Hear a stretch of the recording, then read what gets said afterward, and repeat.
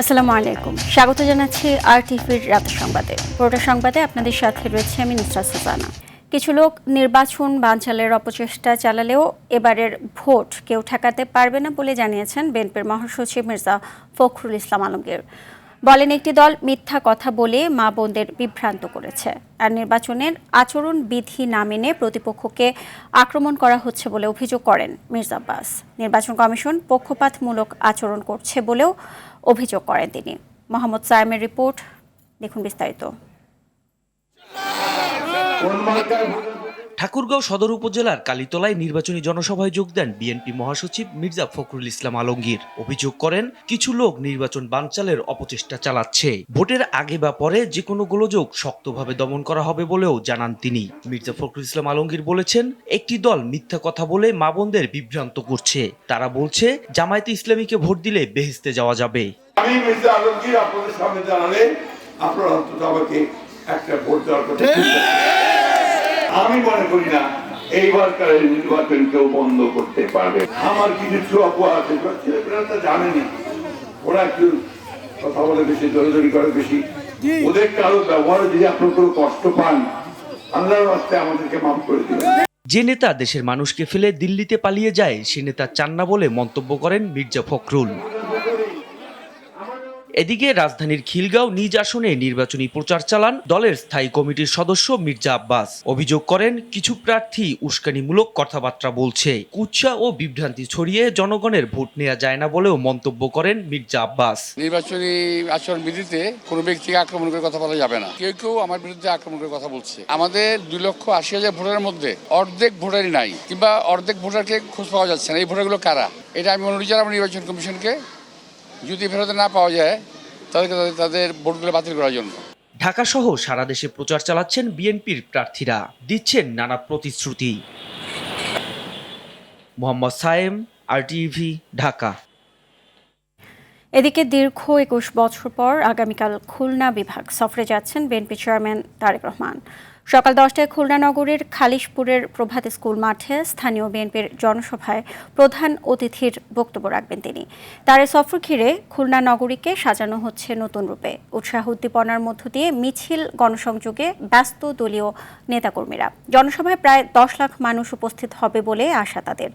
নগরীর নিরাপত্তা ব্যবস্থা জোরদার করেছে খুলনা মেট্রোপলিটন পুলিশ। খুলনায় জনসভা শেষে যশোর যাবেন তারেক রহমান। সেখানে বিরামপুর সরকারি আদর্শ প্রাইমারি স্কুল মাঠে দলের জনসভায় প্রধান অতিথি হিসেবে বক্তৃতা করবেন তিনি। উনি একটা নতুন পরিকল্পনা নিয়ে এসছেন এবং যে পরিকল্পনা বাস্তবায়নের মধ্য দিয়ে আগামীর বাংলাদেশের যাত্রা শুরু হবে। নতুন নতুন কলকারখানা সৃষ্টি, এই অঞ্চলের অনেক অনেক সমস্যা আছে যেগুলো আমরা তুলে ধরবো। আমরা 10 লাখের উপরের মানুষ এই মাঠে উপস্থিত হবে। আমরা সর্বোচ্চ চেষ্টা করব তার জনসভায় সমগ্র মহিলাদেরকে নিয়ে খুলনার আমরা তার জনসভায় পৌঁছে যাব। নির্বাচনী প্রচারে শুধু আচরণ বিধি লঙ্ঘনই নয়, ধর্মীয় অনুভূতিতেও আঘাত করা হচ্ছে, এমন অভিযোগ করেছেন বিএনপির স্থায়ী কমিটির সদস্য নজরুল ইসলাম খান। বলেন, এ নিয়ে কোনো ব্যবস্থা নিচ্ছে না নির্বাচন কমিশন। এদিকে সিইসির সঙ্গে প্রথমবারের মতো বৈঠক করে নির্বাচনী প্রচারে বাধা দেওয়ার কথা জানিয়েছেন জামায়াতের নারী নেত্রীরা। এ সময় দলটির সহকারী সেক্রেটারি জেনারেল এহসানুল মাহবুব জুবায়ের এ বিষয়ে নির্বাচন কমিশনকে পদক্ষেপ নেওয়ার দাবি জানান। বিস্তারিত জানাচ্ছেন নাজমুল হুদা। ত্রয়োদশ জাতীয় সংসদ নির্বাচনের নানা বিষয় নিয়ে প্রধান নির্বাচন কমিশনার এএমএম নাসির উদ্দিনের সঙ্গে বৈঠক করে বিএনপির স্থায়ী কমিটির সদস্য নজরুল ইসলাম খানের নেতৃত্বে 4 সদস্যের প্রতিনিধি দল। 2 ঘন্টার বৈঠক শেষে নজরুল ইসলাম খান অভিযোগ করেন, মানুষের আবেগ ও ধর্মীয় বিশ্বাস নিয়ে খেলছে একটি দল। খুবই দুর্ভাগ্যজনক আর কি যে মানুষের আবেগকে পুঁজি করার লক্ষ্যে যদি বিশ্বাসকে আঘাত করা হয় আর কি, এটা কোনো মতেই গ্রহণযোগ্য না। আমরা মনে করি এটা আরপিওর স্পষ্ট লঙ্ঘন। এরকম আরো বেশ কিছু বিষয় আছে যেগুলো আমরা বলেছি তাদেরকে। নির্বাচনী দায়িত্বে বিএনসিসি ছাত্রদের যুক্ত রাখা ঠিক হবে না বলে মতামত তুলে ধরেন তিনি। আমাদের দলের পক্ষ থেকে আমরা নির্বাচন কমিশনকে বলেছি যে ইয়াং বয়সে এত ছাত্র তাদেরকে সংসদ নির্বাচনের মতো একটা মানে জটিল রাজনৈতিক প্রক্রিয়ায় সম্পৃক্ত করা ঠিক হবে না। এদিকে সিইসির সঙ্গে প্রথমবারের মতো বৈঠক করেন জামায়াতের নারী শাখার 4 প্রতিনিধি। তারা সিইসির কাছে স্মারকলিপি জমা দিয়ে ভোটের মাঠে নারীদের বাধা দেওয়ার কথা জানান। শীর্ষ পদে নারী আসাটা গুরুত্বপূর্ণ না, গুরুত্বপূর্ণ হলো নারীর অধিকার আদায় হচ্ছে কিনা। আপনারা দেখছেন বাংলাদেশের গত 54 বছরে 2 জন নারী প্রধানমন্ত্রী দীর্ঘদিন ছিলেন, কিন্তু নারীদের সমস্যার কি সমাধান হয়েছে? নারীদের প্রতি সহিংসতা কি কমেছে? নারীদের অধিকার কি আদায় হয়েছে? পরে দলের সহকারী সেক্রেটারি জেনারেল এহসানুল মাহবুব জুবায়ের ভোটের প্রচারে নারীদের নিরাপত্তা দাবি জানান। সাইবার সিকিউরিটি আইনেও আমরা বিষয়টাকে দেখছি, এটা আরও উচ্চ পর্যায়ের। আশা করি তদন্ত করে সেই সমস্ত বিষয়গুলো তারা নিশ্চিত হবে। নাজমুল হুদা, RTV, ঢাকা। ক্ষমতায় গেলে জনগণের সম্পদে কখনো হাত না দেওয়ার অঙ্গীকার করেছেন জামাতে ইসলামীর আমির ডাক্তার শফিকুর রহমান। বলেন, জনগণের যে আমানত লুণ্ঠিত হয়েছে তা তাদের ফিরিয়ে দেওয়ার দায়িত্ব নেবেন তারা। নিজ সংসদীয় আসন ঢাকা 15-তে গণসংযোগকালে এসব কথা বলেন তিনি। এর আগে শেরপুর ও জামালপুরে আলাদা 2টি সমাবেশে জামাত আমির বলেন, নির্বাচন নিয়ে কেউ সন্ত্রাস করতে চাইলে তাকে সমান জবাব দেওয়া হবে। বিস্তারিত সর্দার রাজীবের রিপোর্টে। বিকেলে নিজ সংসদীয় আসন ঢাকা 15-তে নির্বাচনী গণসংযোগ করেন জামায়াত ইসলামীর আমির ডাক্তার শফিকুর রহমান। এ সময় তিনি ক্ষমতায় গেলে ন্যায়ভিত্তিক সমাজ ও দুর্নীতিমুক্ত রাষ্ট্র গঠনের প্রতিশ্রুতি দেন। বলেন, মাদকের হাত থেকে রক্ষা করবেন যুব সমাজকে। প্রত্যেক শিশুর দায়িত্ব নেবে সরকার ইনশাআল্লাহ। কোনো শিশু বাদ পড়বে না। আজকে রাজার ছেলে রাজা হবে, এই সংস্কৃতি আমরা পাল্টে দিতে চাই।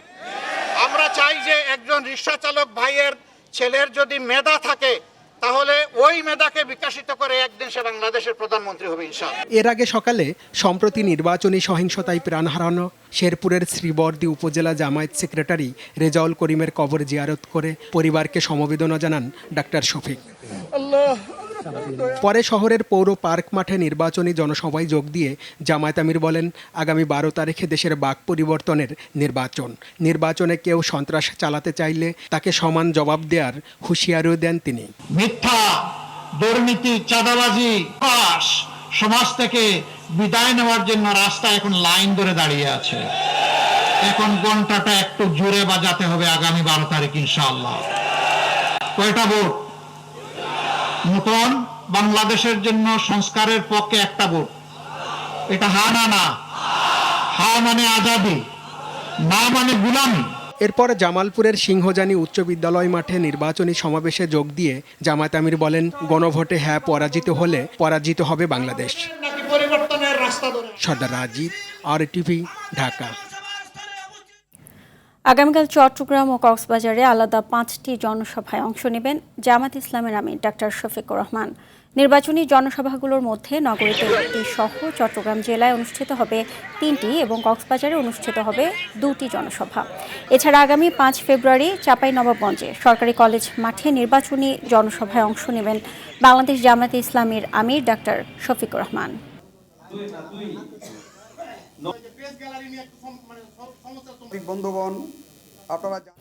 রংপুরের পীরগঞ্জে শহীদ আবু সাইদের কবর জিয়ারতের মধ্য দিয়ে ত্রয়োদশ জাতীয় সংসদ নির্বাচন ও গণভোটকে সামনে রেখে নির্বাচনী পদযাত্রা কার্যক্রম শুরু করেছে এনসিপি। এ সময় উপস্থিত ছিলেন দলের মুখপাত্র আসিফ মাহমুদ সজীব ভুঁইয়া। এ সময় তিনি বলেন, আবু সাইদরা যে কারণে জীবন দিয়েছেন সেই প্রেরণা নিয়ে আরও প্রায় 1400 শহীদ আত্মত্যাগ করেছেন। তাদের সেই আত্মত্যাগের কিছুটা হলেও প্রতিদান দেওয়ার দায় রয়েছে। এই লড়াই স্বল্প মেয়াদী নয়, দীর্ঘমেয়াদী বলেও মন্তব্য করেন তিনি।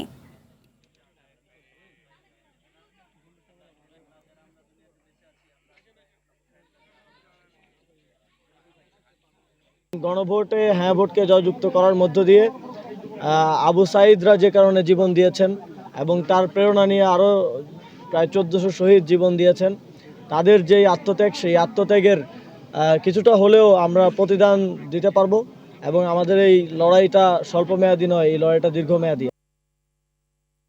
ত্রয়োদশ জাতীয় সংসদ নির্বাচনে ভোটার উপস্থিতি ৫৫% ছাড়িয়ে যেতে পারে বলে আশা পররাষ্ট্র উপদেষ্টা তৌহিদ হোসেনের। তবে একই সঙ্গে নির্বাচনের সময় বিক্ষিপ্ত বা বিচ্ছিন্ন সহিংসতা ঘটতে পারে বলেও আশঙ্কা তার। দুপুরে media resource development initiative MRDI ও ডিপ্লোম্যাটিক করেসপন্ডেন্স অ্যাসোসিয়েশন বাংলাদেশ ডিকাপ আয়োজিত এক প্রশিক্ষণের সমাপনী অনুষ্ঠানে এমন আশঙ্কা প্রকাশ করেন তিনি। পররাষ্ট্র উপদেষ্টা বলেন, ৯১ থেকে এখন পর্যন্ত সব নির্বাচনেই সহিংসতা ছিল, তবে এবারে নির্বাচনে জনগণের প্রত্যাশা পূরণ হবে। এজন্য সাংবাদিকদের যথেষ্ট দায়িত্ব আছে এবং সাংবাদিকদের নিরাপত্তাও খুব জরুরি বলেও উল্লেখ করেন তিনি। থাকবে, এক একজন এক একভাবে জাজ করবে, সেটাকে আমাদের বিবেচনা নিলে চলবে না। আমরা আমাদের মতো করে যেভাবে এগোচ্ছি নির্বাচনের দিকে যাব, নির্বাচন হবে। কিছু লোক ভোট দিতে নাও যেতে পারে, এটা সবসময় হয়। তবে ১৯৯১ নির্বাচনে ৫৫% ভোট পড়েছিল। নির্বাচন চলাকালে কেউ ইন্টারনেট বন্ধ করলে তাদের আইনের আওতায় আনা হবে বলে হুঁশিয়ারি দিয়েছেন স্বরাষ্ট্র উপদেষ্টা জাহাঙ্গীর আলম চৌধুরী। নির্বাচন সুষ্ঠুভাবে আয়োজনের লক্ষ্যে চট্টগ্রামের আইন শৃঙ্খলা বাহিনীর সদস্যদের সঙ্গে বৈঠক শেষে সাংবাদিকদের এসব কথা বলেন উপদেষ্টা। তিনি বলেন, নির্বাচনী প্রচারে নিজেদের মধ্যে মারামারির ঘটনাকে আইন শৃঙ্খলার অবনতি বলার সুযোগ নেই। সে সময় সামাজিক যোগাযোগ মাধ্যমে গুজব ছড়ানোর থেকে সবাইকে বিরত থাকার আহ্বান জানান জাহাঙ্গীর আলম চৌধুরী।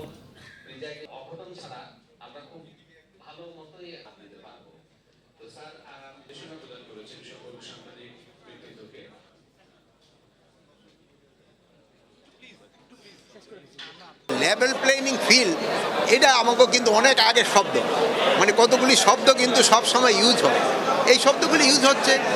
এখন কেউ বলবে ফিল্ড লেভেল, কেউ বলবে লেভেল না, বাট আমরা আমাদের চেষ্টা করে যাচ্ছি এবং ইলেকশনটা লেভেল প্লেইং ফিল্ডেই হবে। গভীর ষড়যন্ত্রের অংশ হিসেবে জামায়াতের আমির ডক্টর শফিকুর রহমানের এক্স হ্যান্ডেল অ্যাকাউন্ট হ্যাক করা হয়েছিল বলে দাবি করেছেন দলটির সহকারী সেক্রেটারি জেনারেল এহসানুল মাহবুব জুবায়ের। সংগঠনের কেন্দ্রীয় কার্যালয়ে সংবাদ সম্মেলনে জানানো হয়, জামায়াতকে বিতর্কিত করতেই এমন ঘটনা ঘটানো হয়েছে। এর পিছনে একটি রাজনৈতিক দলের ইন্ধন থাকারও দাবি করা হয় সংবাদ সম্মেলনে। এ বিষয়ে নির্বাচন কমিশন সচিবালয়ে জামায়াতের নারী প্রতিনিধিদের সঙ্গে নিয়ে অভিযোগ দায়ের করা হবে বলেও জানান দলটির সহকারী সেক্রেটারি জেনারেল এহসানুল মাহবুব।